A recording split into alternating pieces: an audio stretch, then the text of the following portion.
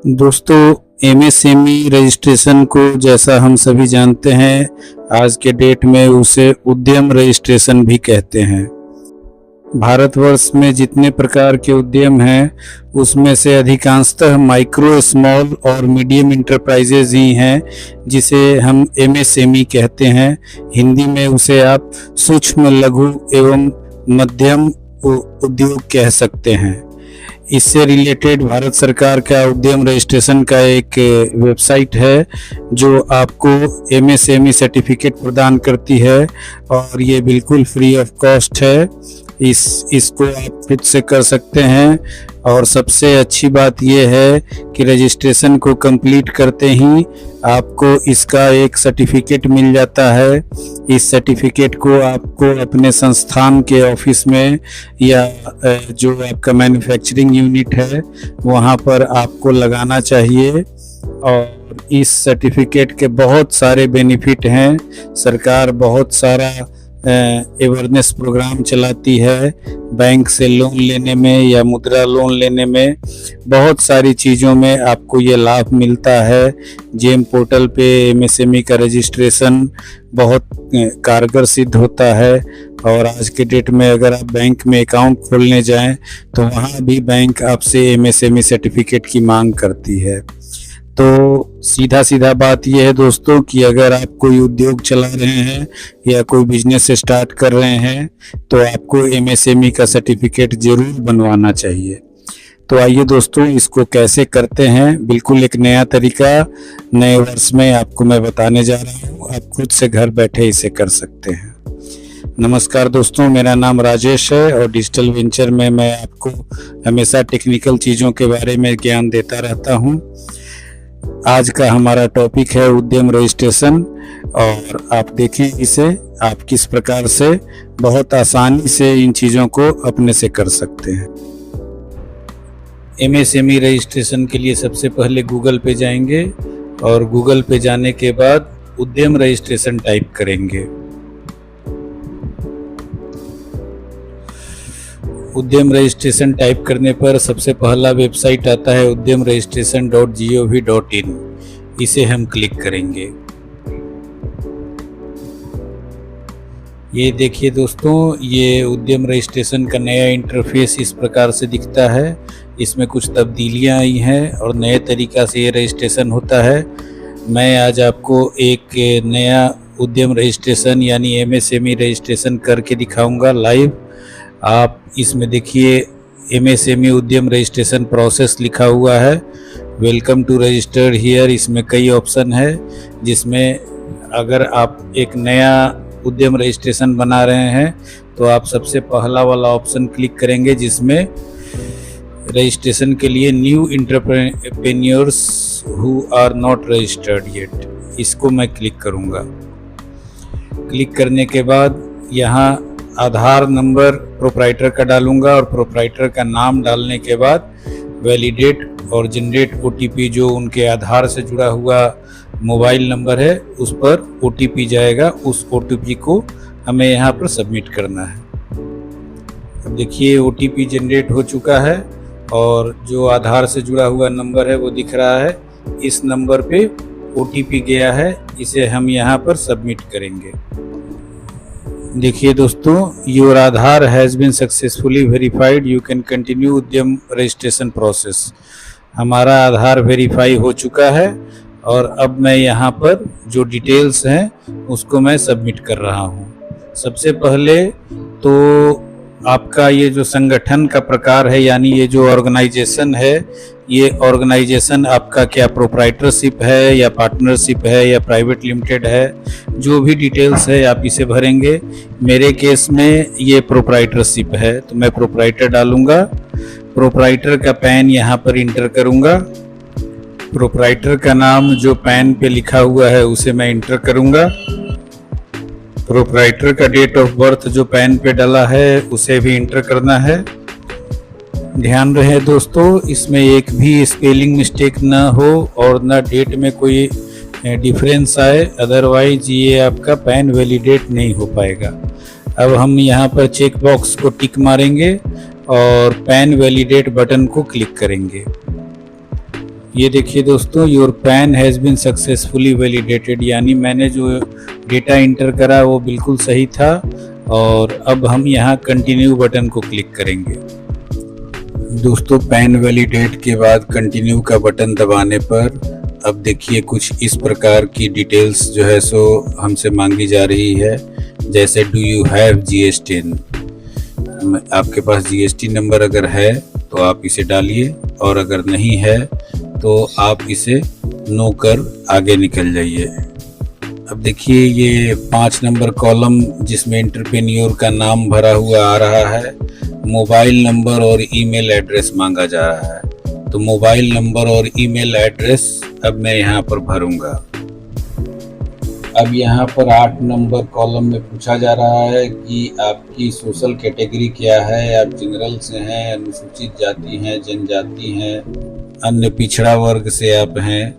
तो आप जिस कैटेगरी में हो उस अनुसार आप सिलेक्शन कर सकते हैं। यहाँ हमारे क्लाइंट के कैटेगरी OBC है तो मैं OBC डाल देता हूँ। जेंडर में महिला हैं, पुरुष हैं या अन्य हैं, तो ये महिला हैं तो मैं फीमेल डाल देता हूँ। अगर किसी प्रकार का शारीरिक अपंगता यानी दिव्यांग या विकलांग है तो यस या नो आप भर सकते हैं। तो मेरे केस में ये नो है तो मैं नो डालता हूँ। अब दोस्तों 11 नंबर कॉलम है, ये आपका इंटरप्राइज का नाम, यहाँ आपका प्लांट या यूनिट का नाम और उस यूनिट का जो आपका एड्रेस है वो डिटेल एड्रेस भी यहाँ पर आपको पूरा फुलफिल करना है।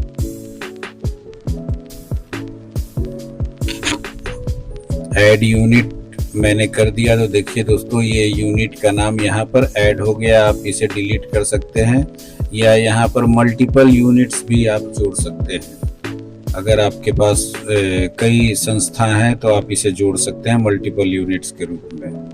अब ये जो यूनिट का नाम आपने जोड़ा है दोस्तों, अब यहाँ पर जब आप उसका एड्रेस फिल करने जाएंगे तो यहाँ आपका एक चेक बॉक्स है, इससे आपको सेलेक्ट करना होगा।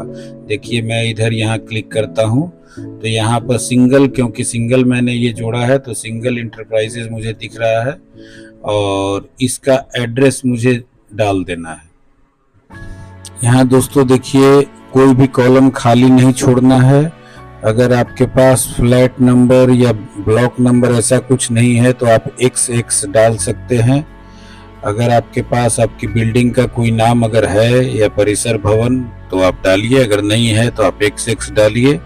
उसके बाद विलेज का नाम, ब्लॉक का नाम, सड़क का नाम, सिटी या नगर का नाम, पिन कोड डालिए उस एरिया का, अपना स्टेट सेलेक्ट कीजिए और अपना डिस्ट्रिक्ट सेलेक्ट कीजिए। कोई कॉलम आपको खाली नहीं छोड़ना है दोस्तों। इसके बाद ऐड प्लांट का बटन दबाकर प्लांट को ऐड कर लेंगे। दोस्तों आपके यूनिट का ऑफिशियल एड्रेस और आपके यूनिट का लोकेशन अगर दोनों एक है तो दोनों जगह पर आप एक ही एड्रेस डालेंगे। अगर अलग अलग है तो आप अलग अलग भी डाल सकते हैं। हमारे केस में ये दोनों एड्रेस एक है तो सारा मैं एक ही कर देता हूँ। अब देखिए दोस्तों, प्लांट का एड्रेस और ऑफिस का एड्रेस डालने के बाद ये सारा डिटेल्स जब मैंने भर दिया तो अब यहाँ पर मुझे इसका लॉन्गिट्यूड एंड लैटिट्यूड दोनों भरना है, यानी अक्षांश और देशांतर भरना है, जिससे कि आपके एग्जैक्ट लोकेशन का पता किया जा सके। तो जब आप यहाँ पर गेट लैटिट्यूड एंड लॉन्गिट्यूड पे क्लिक करेंगे तो गूगल मैप खुलेगा और गूगल मैप में आपको अपने उस एरिया का एग्जैक्ट जो लोकेशन है वो सर्च कर वहाँ क्लिक करना पड़ेगा, तो ये भर जाएगा। देखिए मैं करता हूँ दोस्तों।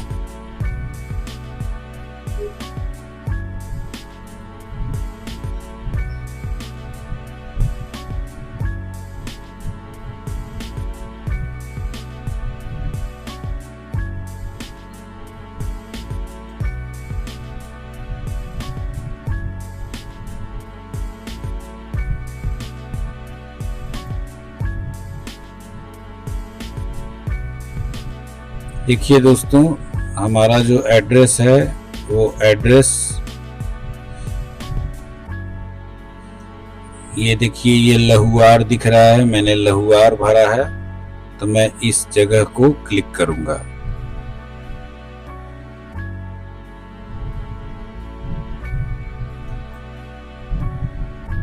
ये देखिए, ये लाल का डॉट आ गया दोस्तों, यानी कि ये मेरा जगह यहाँ पर ले लिया।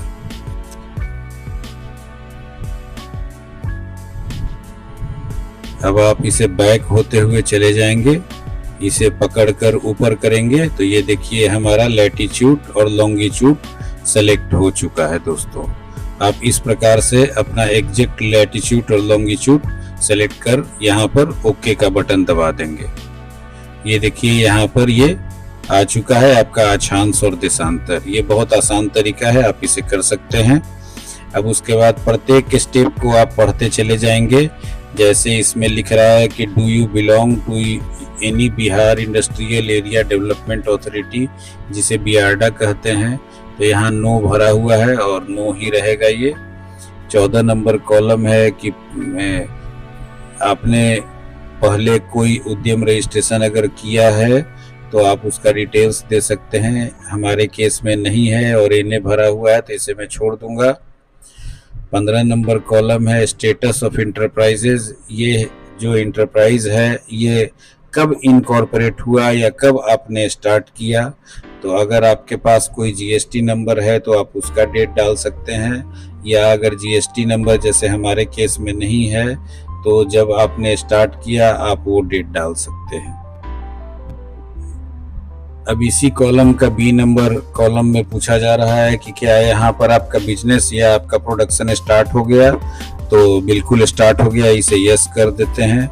डेट ऑफ कमिटमेंट भी सेम डाल दीजिए, जिस डेट को आपका इनकॉर्पोरेशन हुआ उसी डेट से आपका कमिटमेंट यानी आपका बिजनेस भी स्टार्ट हो गया। मैंने 8/5 डाला है दोस्तों, 8/5 को ये भी डाल देता हूं मैं। बैंक का विवरण जो है, बैंक का विवरण आपके पास जो आपका करेंट अकाउंट है आप उसका विवरण यहाँ पर डालिए दोस्तों। और अगर करेंट अकाउंट आपका नहीं खुला है तो आप अपना सेविंग अकाउंट भी डाल सकते हैं, लेकिन मेरा सजेशन ये है कि आप अपने इंटरप्राइज के करेंट अकाउंट का डिटेल्स ही यहाँ पर डालें।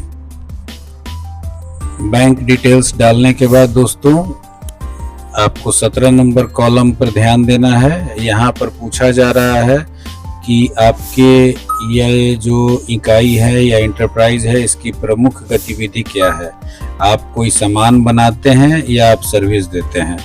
जैसे जीएसटी में होता है गुड्स एंड सर्विस, तो उसी प्रकार से आप कोई मैन्युफैक्चरर हैं या आप कोई ट्रेडर हैं। तो हमारे केस में ये सर्विस है, अगर आपके केस में मैन्युफैक्चरिंग है तो आप उसे भी सेलेक्ट कर डिटेल्स भर सकते हैं। अब जैसे ही आप यहाँ सर्विस क्लिक करेंगे दोस्तों तो 17.1 कॉलम में आपके पास आ जाएगा कि आपकी जो ट्रेडिंग है वो गैर व्यापारिक है या व्यापारिक है, यानी कि आप बिजनेस करते हैं या आपकी कोई एनजीओ या इस प्रकार की कोई संस्था है जिसमें बिजनेस नहीं है। तो हमारे केस में ये व्यापारिक है और मेरा सजेशन है कि आप भी इसी को भरें, तो ये मैं क्लिक कर देता हूँ।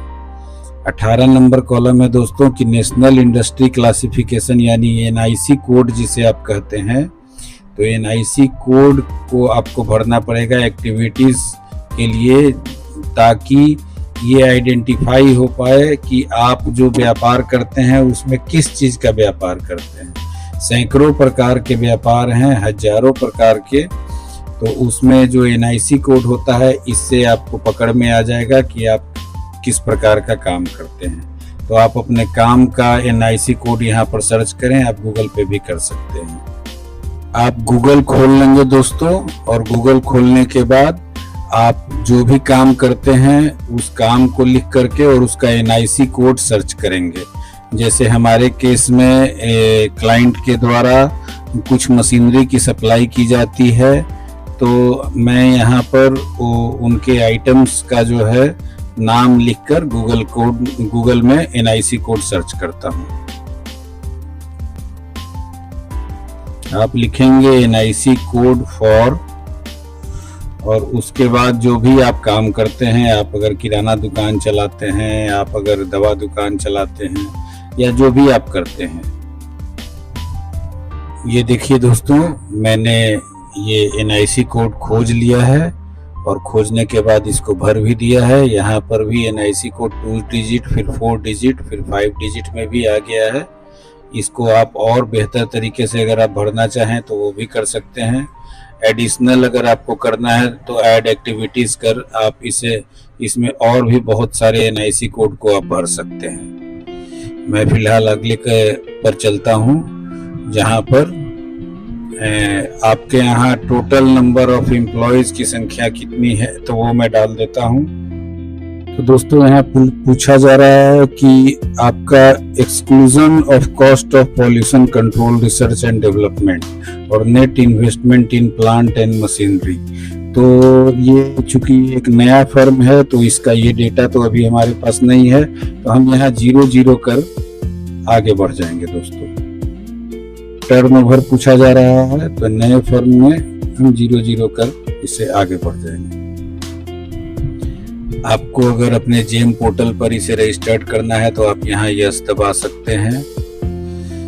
आपको यहाँ से रजिस्टर्ड करना है TRDS पोर्टल पर तो आप यहाँ पर यस दबा सकते हैं। मैं यहाँ पर यस दबा देता हूँ।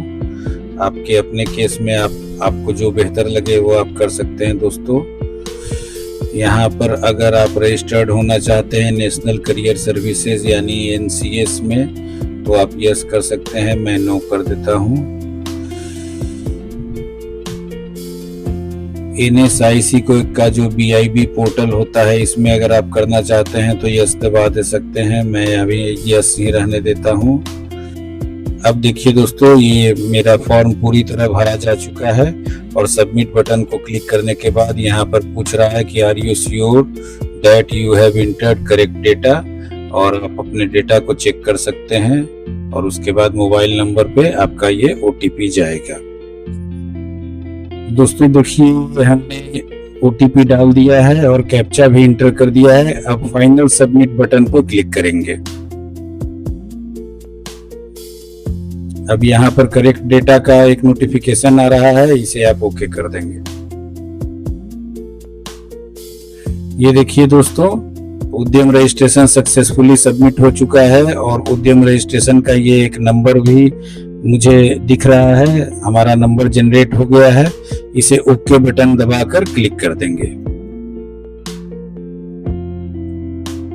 अब आप ये देखिए, थैंक यू फॉर विजिटिंग उद्यम रजिस्ट्रेशन पोर्टल, और हमारा उद्यम रजिस्ट्रेशन बन चुका है। उद्यम रजिस्ट्रेशन का नंबर भी मुझे जनरेट हो चुका है। यहाँ से प्रिंट करके हम ये अपने सर्टिफिकेट को डाउनलोड कर सकते हैं, प्रिंट सर्टिफिकेट कर सकते हैं। तो मैं प्रिंट सर्टिफिकेट करता हूं दोस्तों। अब दोस्तों, आपको अपना उद्यम रजिस्ट्रेशन प्रिंट करना है या डाउनलोड करना है तो आपको यहाँ दोबारा उसे लॉगिन करना होगा, और लॉगिन करने के बाद आप अपने उद्यम रजिस्ट्रेशन को डाउनलोड कर पाएंगे। देखिए, मैं फिर से, चूंकि अब मुझे उद्यम रजिस्ट्रेशन नंबर मिल चुका है तो मैं यहाँ उद्यम रजिस्ट्रेशन नंबर डालूंगा और मोबाइल नंबर डालने के बाद यहाँ पर OTP जनरेट करके और उसे डाउनलोड करूंगा। देखिए दोस्तों, ये मैंने डिटेल्स डाल दिया है। अब ये यहाँ पर ऑप्शन है, मोबाइल पे अपना OTP मंगाना चाहते हैं या ईमेल पे अपना मंगाना चाहते हैं। तो मैंने ईमेल को सेलेक्ट करा और OTP अब हमारे मेल पे चला गया है। देखिए, अब ये मेल को मैं खोलता हूँ तो ये देखिए यहाँ पर मेल पे OTP दिख रहा है। इस OTP को यहाँ पर से कॉपी कर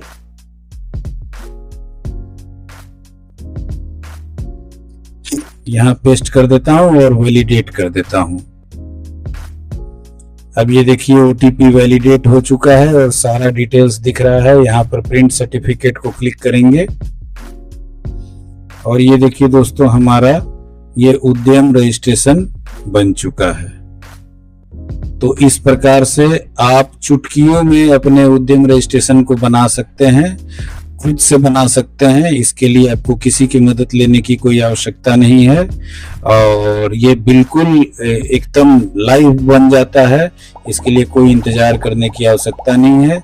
आप यहाँ प्रिंट कर इसे डाउनलोड भी कर सकते हैं। धन्यवाद दोस्तों। अगर आपको ये वीडियो पसंद आया हो तो आप इस आधार पर अपने उद्यम रजिस्ट्रेशन को बनाकर अपने उद्योग को उद्यम रजिस्ट्रेशन यानी MSME सर्टिफिकेट के द्वारा रजिस्टर्ड कर सकते हैं। कृपया हमारे इस वीडियो को लाइक करें और हमारे चैनल को सब्सक्राइब कर हमारी हौसला अफजाई करें दोस्तों। धन्यवाद।